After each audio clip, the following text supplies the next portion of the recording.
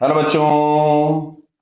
यहां लिखा है uniform circular disk of radius r is placed on rough horizontal surface and given a linear velocity v naught and angular velocity omega naught as shown. The disk comes to rest after moving some distance to the right.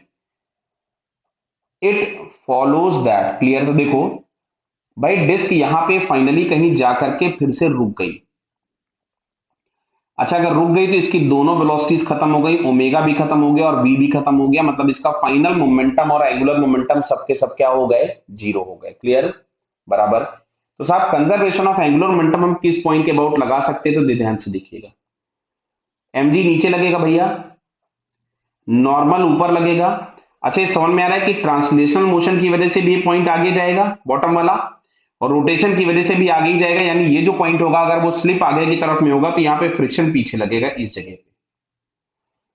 तो ये जो point आपके पास है यहां वाला, तो जो contact point है हम इसके अबाउट एंगुलर मोमेंटम कंजर्वेशन लगा सकते थे। क्यों? क्योंकि इस पॉइंट के अबाउट सारे के सारे फोर्सेस का टॉर्क क्या हो गया, जीरो। तो अब अगर हम इस पॉइंट के about conservation of angular momentum लगाएं तो इनिशियल एंगुलर मोमेंटम कितना है, देखिए जरा ध्यान से। तो यहाँ पे दो मोशन है, ट्रांसलेशनल और रोटेशनल।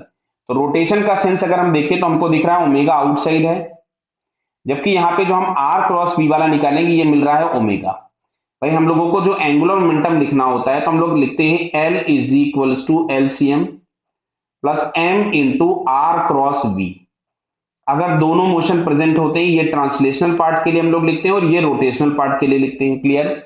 यहां से आर क्रॉस बी वेक्टर देखोगे तो वी वेक्टर तो आगे आपको दिख रहा है, ये वाला वी वेक्टर है। अगर हम आर वेक्टर बनाए तो देखिए मैं आर वेक्टर को ब्लू कलर से बना रहा हूं इस पॉइंट के रेस्पेक्ट में, तो आर वेक्टर ये हो जाएगा। बोले साहब, अब अगर मैं यहां से आर क्रॉस बी देखूंगा तो आर क्रॉस बी आपको दिख रहा है इनसाइड द प्लेन, बराबर है। तो ये वाला जो पार्ट है वो आउटसाइड द प्लेन और ये वाला इनसाइड द प्लेन है। तो किसी एक डायरेक्शन को अगर मैं प्लस ले लेता हूं तो दूसरा वाला माइनस होगा, क्योंकि मेरे को मैग्नीट्यूड लिखना है। तो मान लीजिए मैंने आउटसाइड डायरेक्शन को प्लस ले लिया, तो यहां से मैं लिखूंगा आई इंटू ओमेगा, माइनस हो जाएगा ये M V naught into D. अच्छा, डी के नाम पे perpendicular distance from the axis of rotation होगा, तो ये हम लोगों के पास मिल जाएगा आर। क्लियर है, ये हो गया इनिशियल एंगुलर मोमेंटम। और यहां पे आपसे बोला हुआ है कि फाइनली रुक गया तो फाइनल एंगुलर मोमेंटम भी जीरो हो जाएगा, और इस पॉइंट ऑफ कांटेक्ट के अबाउट नेट टॉर्क जीरो है, तो एंगुलर मोमेंटम कंजर्व्ड होगा। क्लियर। अच्छा, दिया क्या, स्फीयर है, क्या दिया हुआ है, यूनिफॉर्म सर्कुलर डिस्क दी है। डिस्क दी है मतलब इसका आई हो जाएगा M R square by to.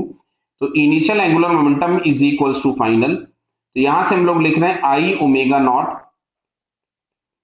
और फाइनल एंगुलर मोमेंटम जीरो था, आई की जगह हो गया M R square by two into omega naught. इसको मैं उधर ले गया तो ये मिलेगा M V naught into R. तो एम से एम चला गया, आर से आर चला गया, तो ये मिल रहा है टू वी नॉट बराबर आर ओमेगा नॉट।